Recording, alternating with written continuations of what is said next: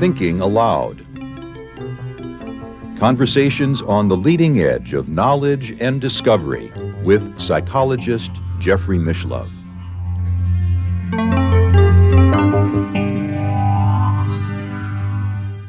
Hello and welcome. I'm Jeffrey Mishlove. Today's unusual topic is called The Message of the Blue Apple. My guest is Rex Stanford, a most unusual individual. Ray is the identical twin brother of the distinguished parapsychologist Rex Stanford. I've known Ray and Rex since 1974 when I invited both of them to speak together at a symposium in Berkeley, California. Ray has had an unusual career as a trance channeler, as a psychic, as a distinguished UFO researcher, and as a paleontologist. In fact, the Washington Post Sunday magazine ran a cover story about him called The Amazing Dino Man because of all of his remarkable paleontological discoveries. This interview about the blue apple will give us some unique insights into Ray's life experience and his character. He describes it as the most precious incident of his life.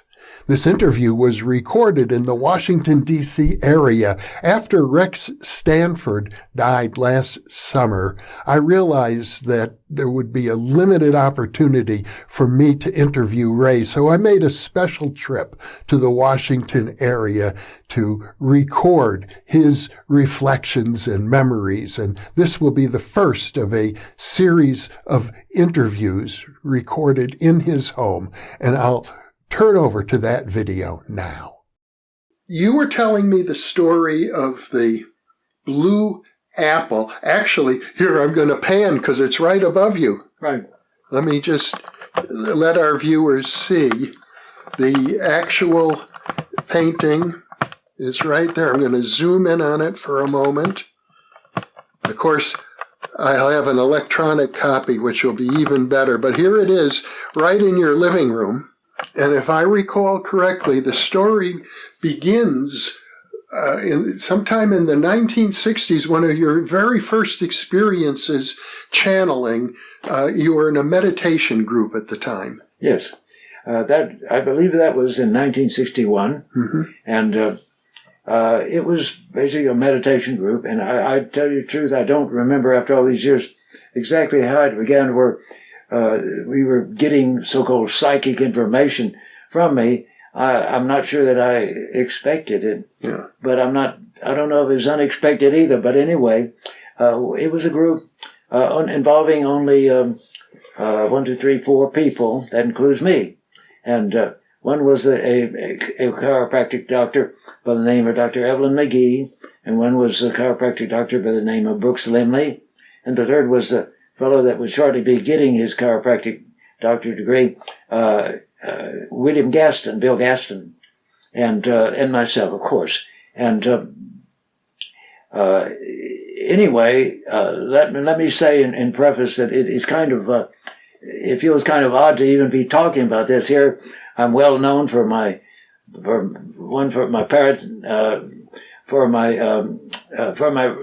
research into things from the age of dinosaurs. Paleontology. The paleontological work. But I'm also well known for my attempt to, and success, at getting instrumented recordings of UFOs.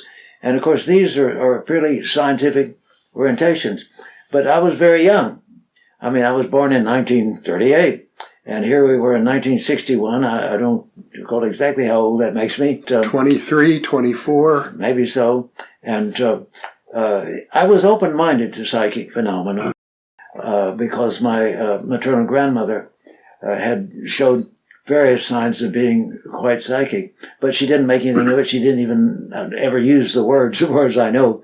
But, you know, when your grandmother's psychic, it shows up in certain ways you learn about.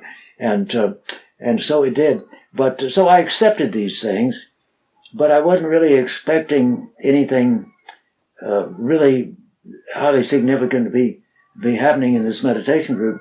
But for some reason, I began to, in this group, fall into an unconscious state. And various things started being said through me.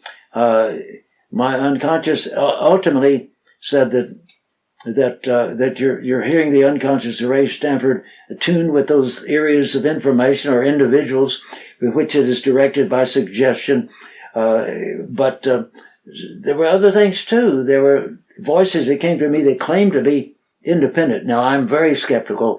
I doubt these were independent. I suspect they may have come out of my own unconscious, conjuring something interesting to amuse the crowd, so to speak, the crowd of three.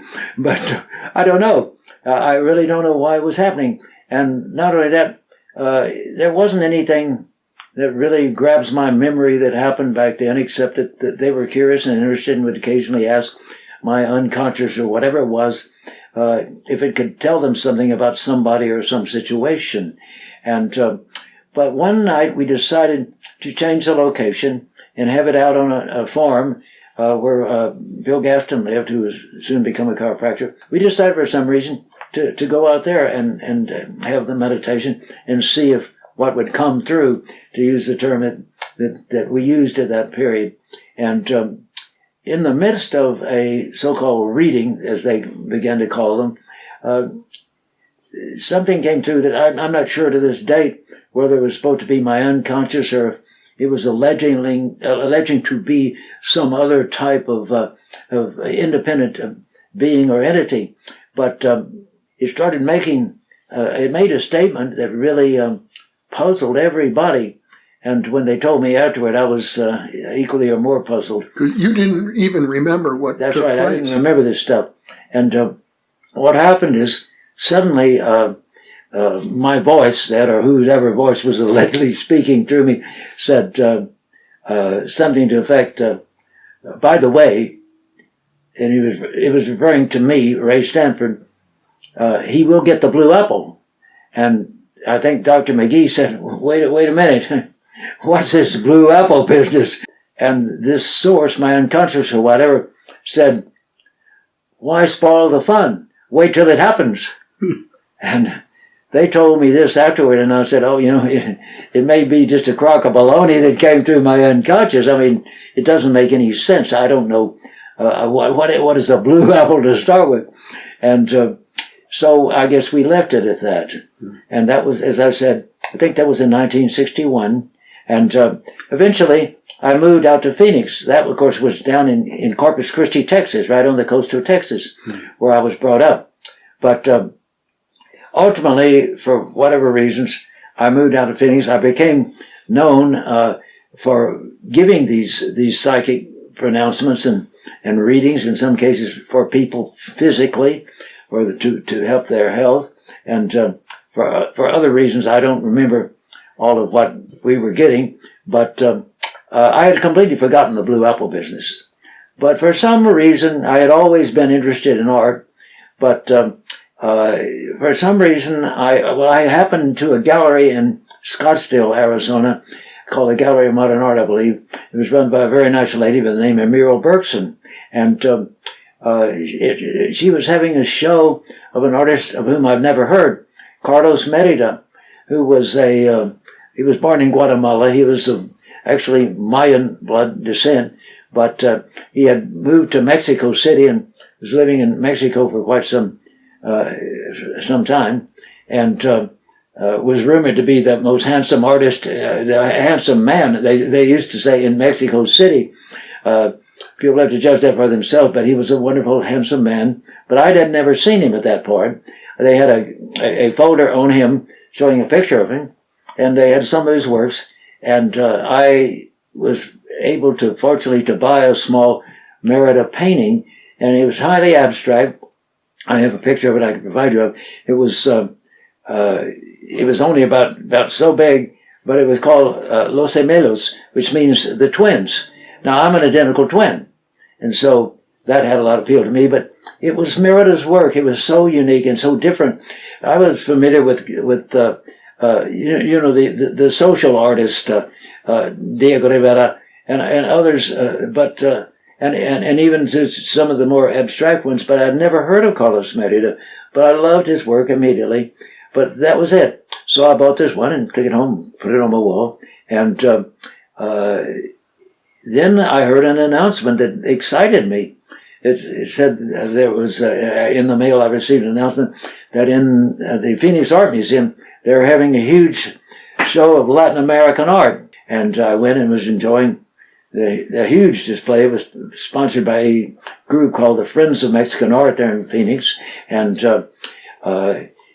so I went into one large room and was enjoying the works of various paintings, of various artists, I should say, and then I walked into a still larger room, and I'll never forget, I came to the east door, and for some reason, instead of just looking around as I normally would, I compulsively turned around and looked back where the door I'd come to, and to the right of that door was a good-sized painting. It's actually the one called the Blue Apple, the larger of the two images in the photo behind me, and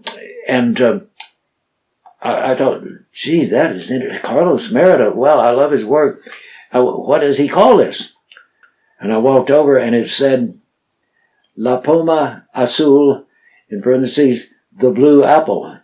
And oh my, what in the Blue Apple? That's that thing. That's that name that came to that reading in 1961. And this was in 1964. My fascination that had already built up with Merida magnified immensely. What in the world, why did he call this the Blue Apple? What does it mean? And not only that, the reading said I'm to get the Blue Apple. Well, everybody was busy at the big opening that night, but the next day I called the director of the museum who I had known before, and it was very friendly, and I said, look, there's a painting in the show that I'd like to buy. It's by Carlos Merida, and it's called The Blue Apple. And can you tell me how I'd buy that? He said, you can't. I said, why not? And he said, because out of all the paintings, the Latin American paintings in the show, the Friends of Mexican Art asked us to choose the one we would like to have for the museum. And I and the board of directors decided the Blue Apple was the one we wanted. And oh boy, I was really disappointed, and so on and so on. He said, well, I've got an idea. He said, maybe you should try to find out from the gallery if there was a study for this painting. And maybe that will satisfy your need for the Blue Apple. And I said, well, I hope you're right. I'll check. Well, I went down to the Scottsdale. I live right on the edge of Scottsdale. And I went to the gallery and spoke to Muriel Bergson, and I said, look, I want to tell you a strange story. I said, I wanted to buy the Blue Apple by Carlos Merida. I said, have you seen it? She said, yes, I've seen it. It was a larger painting on what was called a polished parchment. There was a panel of wood that was hollow, that wouldn't warp, and he had adhered or his technicians had adhered a parchment to it, and he didn't paint it on the parchment. And then they put some type of acrylic or clear plastic glaze over it so as to protect it. And I said, I can't buy this thing. That's the one they've chosen to be given by the Prince of Mexican Art. And I said, but I was suggested that it was suggested. I asked if there was a study for it. She said, why are you so interested in the Blue Apple? There are other Merida paintings available, including right here at the gallery. And I said, well, let me tell you something, without going into detail, burden you with a lot of details, but I said, believe it or not, I was told in a psychic reading, I didn't say it came through me, but 1961, that's nearly 3, maybe 4 years ago. And out of the blue, without explaining anything, the voice speaking to me said, oh, by the way, he will get the Blue Apple. And I said, I don't even know what this means or why I should have it. But that's what happened. And I don't know why I'm even supposed to to have this thing, because the one of the chiropractors present asked my voice, my unconscious or whatever this was, please explain what this is mysterious. And it merely said, why spoil the fun, wait till it happens, until I get the blue apple. But totally surprised. And she said, it's a real coincidence. I'm going to Mexico City tomorrow, and I'm going to be seeing Don Carlos Merida. Don is just a term of honor, and you say Don Carlos. And she said, I'll be seeing him. She said, I'll ask him if he has the study for it still. So she went to Mexico City, and when she got back, she said, well, I have some good news for you. She said, I told Carlos Merida that, and I told him that you were told this in a psychic by a psychic, and that I don't know if she used the word reading or not, but we told this by a psychic. And he said, I must tell you, that young man. She told him I was a young man, in my 20s. That young man has had a true revelation. And she thought, wait a minute. What is this? This happened in 1961, and he says this young man has had a true revelation. He said he must have the study for the blue apple, but it's being shown right now in a show at a gallery in Chapultepec Park. But he said, I'm going to ask my chauffeur, he was sitting right there, to go down and get it and take it out of the show, and take it down to the gallery downtown, with Senora Inez Amor's gallery, and have her package it up to send to you at your gallery, where I have the address, and then you can give it to this young man. And she said, wow, okay, fantastic. And so this is the story she's telling me, and she still doesn't know why he said this young man has had a true revelation. So years later, I forget the year off the top of my head, but we have it in the catalog, the University of Texas decided to put on a big retrospective show called A Salute to Carlos Merida, which thrilled me when I heard about it. And so I went down to the museum and talked to the director, and I said, look, does it in this show of Carlos Merida, are you going to be having a painting borrowed from the Phoenix Art Museum called The Blue Apple? He said, indeed, we do. We're going to have that one in the show. I said, would you like to have the study for it? With Carlos Merida coming to town, I was delighted to have them say they wanted to use the study of the blue apple along beside, as you can see it here, the full-size blue apple. And the thing was, I didn't expect them. I brought it down and they photographed it. I didn't expect them to, of all things, you would think if they were going to feature the blue apple, they'd put the finished painting on the front of the catalog, Salute to Carlos Merida in color. But no, they photographed and put the study for the blue apple on the front of it, which you can bet that thrilled me. And I was just kind of mind boggled. I had also talked to them. They said, well, he has given this to you. They didn't ask me for the details of why he gave this to me, but they asked if I had a good photograph of Carlos Merida.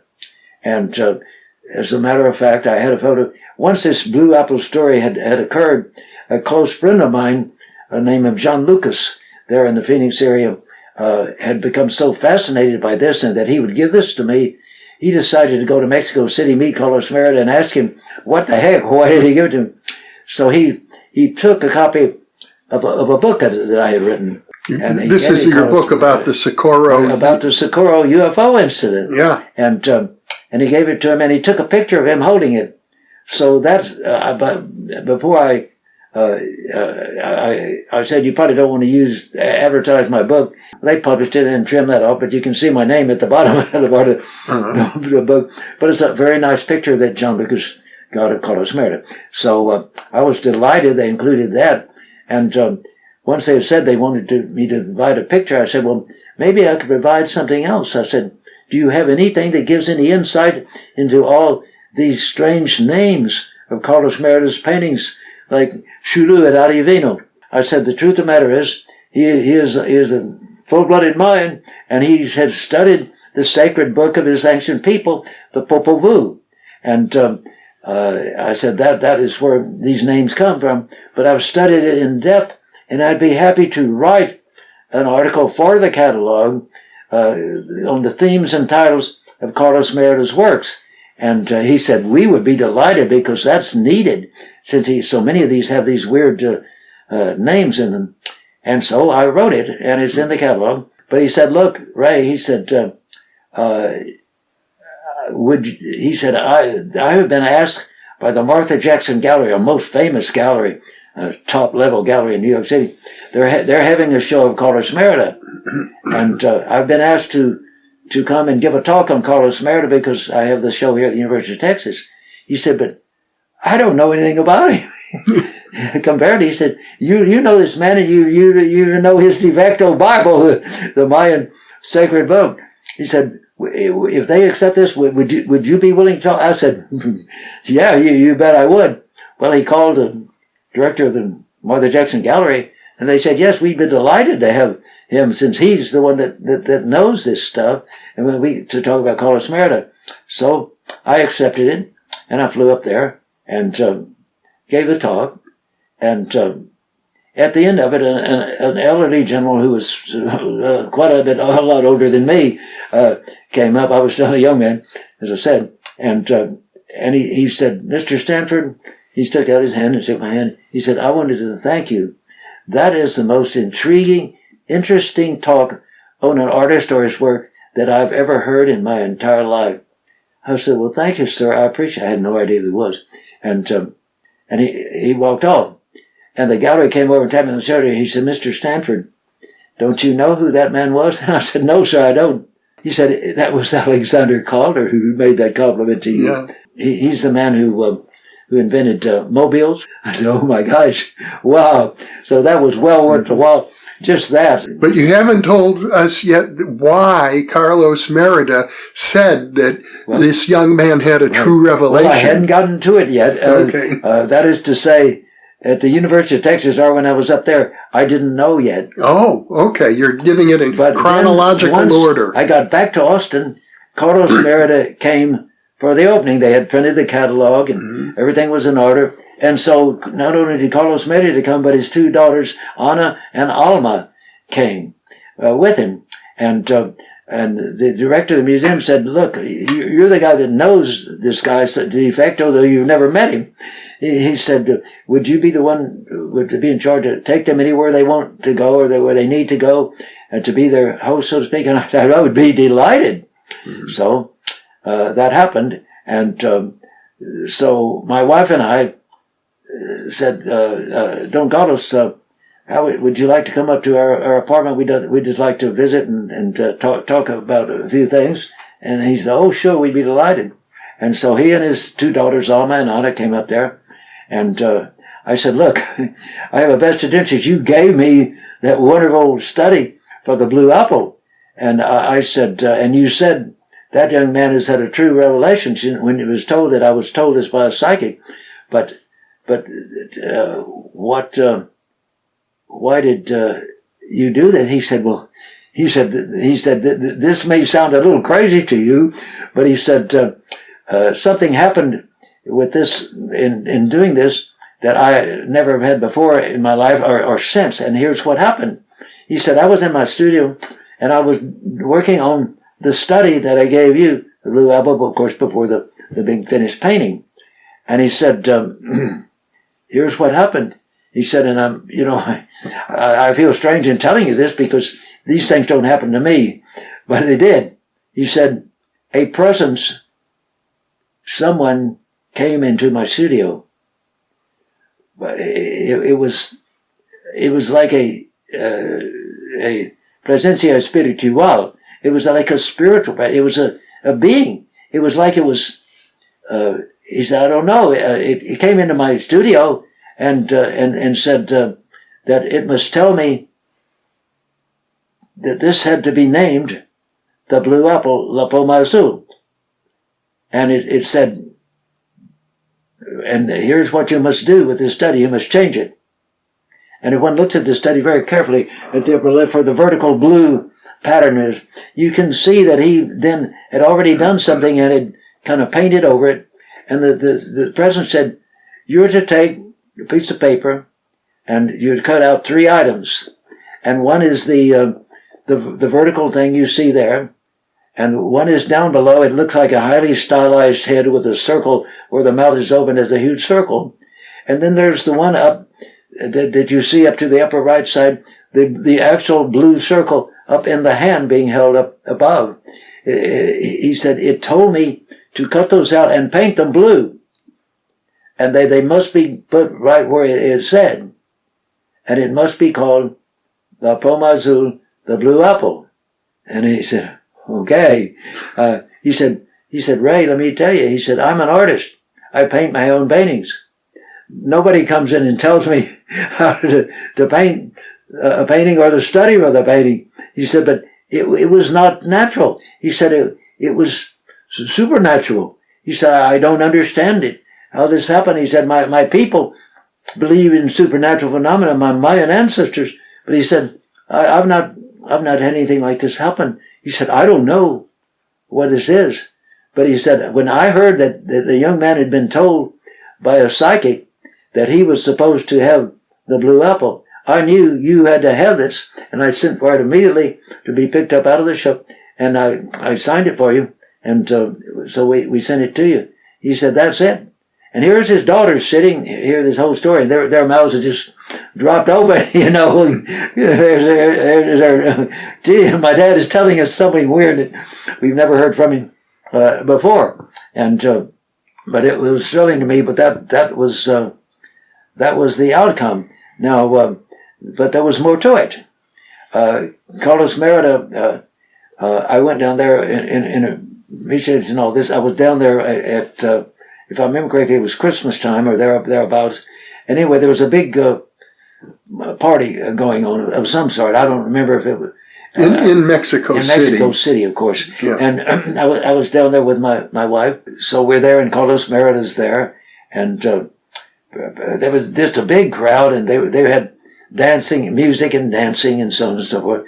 He said, Ray, I must talk to you very seriously about something. And I said, well, what is it, Don Carlos? And he said, my wife's nickname was Kitty or Kitty Bo. And he said, you and Kitty must have children. And I said, well, we've never wanted children. And he said, Ray, you must have children. Well, he looked very serious. He walked out. He came back and he said, Ray, he said, you must take this dance with me. Now, and he made it clear, he's not gay. It was not a gay thing. It was a Mexico City thing. The kind of thing you doesn't surprise you in Mexico City. And I said, well, here I'm being asked by the man called the most famous, the most handsome man in Mexico, one of the most esteemed artists, to dance with him. So I guess I'll dance with Don Carlos, keep his old heart happy. And so we started dancing around. And he said again, Ray, he says, Ray, you and Kitty must have children. And I said, you know, as I said, we don't want children. And he said, listen, he said, if you will have children, I will be the godfather of your children. Mm-hmm. Wow, wait a minute.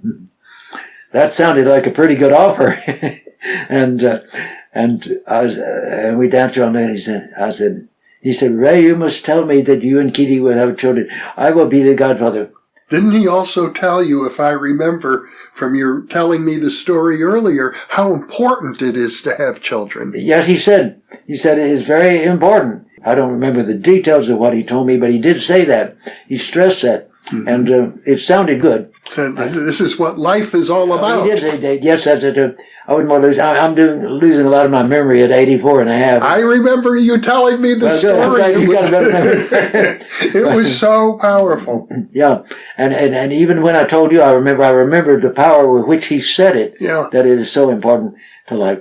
And so, as the long story, So we had children. The first was my daughter, and when she was about, I don't know how old, 2.5, I guess, I don't know, we took her down there, and he was just thrilled.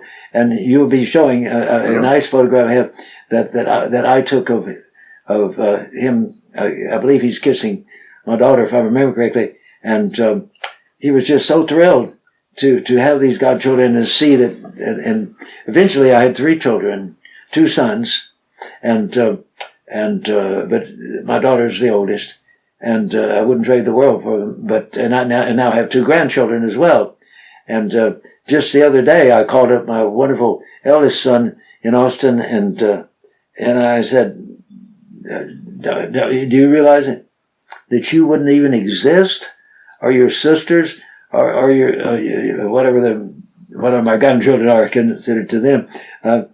None of you would exist if it had not been for that one mysterious night in a little farmhouse outside of Corpus Christi, saying he will get the blue apple." And he said, "I know, Daddy. That's really something to make you think about what life is all about." When I think I would not have any children or grandchildren if it were not for this strange event and following through. But when I get to thinking about it, it's not just a thing like somebody's reading your mind and you get a message and it's a good message. This is something that was said in 1961 and across time. 2 years later, or at least 1.5 years later, Carlos Merida was painting what ended up being called the blue apple, but not because he called it that, because the being that came in the room and told him how to modify the study and told him to call it that. And it's just, it's kind of mind-boggling to just to contemplate this whole thing happening. But here, 2 years later, he does what this mysterious presence, as he called it, told him to do. And then 4 years later, when I discovered that the Phoenix Art Museum, I discovered the blue apple and then asked if there's a study for it, and get it. I mean, here we're stretching a very strange psi event. I don't know how to describe it. A psi event for over 4 years, and or maybe 3.5 years, 4 years, and then of course we're stretching it into children and grandchildren. Well, there are different ways it could be interpreted, but I'd be inclined to think that it's not just a question of precognition. I think it's your subconscious mind was in touch with a spiritual entity who had one might say God's eye vision of the future. I feel that way about it. To me, I mean, it's sacred to have this thing, and I should add more. I'm not against psychic readings. And because I gave them for years, but it's that people tend to believe everything, and I don't think that's right. You don't want to give up your own inner nature of feelings if something is contrary to what you feel inwardly. You must live according to your own heart, not according to some dictate that comes to somebody because they're giving a psychic reading. Yeah. And I suspect that in my own psychic readings, although there are many people, I just reread a letter, the email the other day from somebody who said that I had saved the life of his mother by giving a reading for her when she had cancer and she was healed. But that is good. But in other words, I was really trying to do good and positive things. But I believe that even through me, surely there are probably places where my unconscious got caught in with a lot of fiction I had been believing or things. And so I want to caution people, because this miraculous thing happens with the blue apple, don't go believing as if it were gospel readings you read from books published on Rex Stanford's readings. Feel for the good if you feel what is good there, but reject that if there's parts of it that don't feel like it's that is right or commensurate with reality. We don't sacrifice our own being and individuality for something because it's merely uttered by a person who's in an unconscious state or even in a conscious state.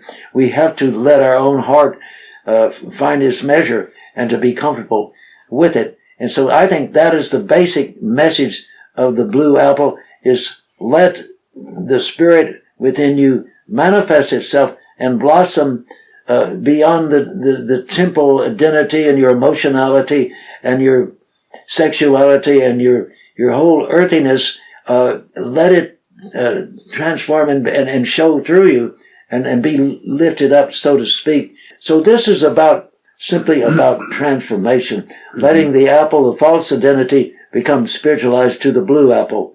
Basically, I hope people can understand the rather obtuse terms I'm using, but I think that's the message of the blue apple.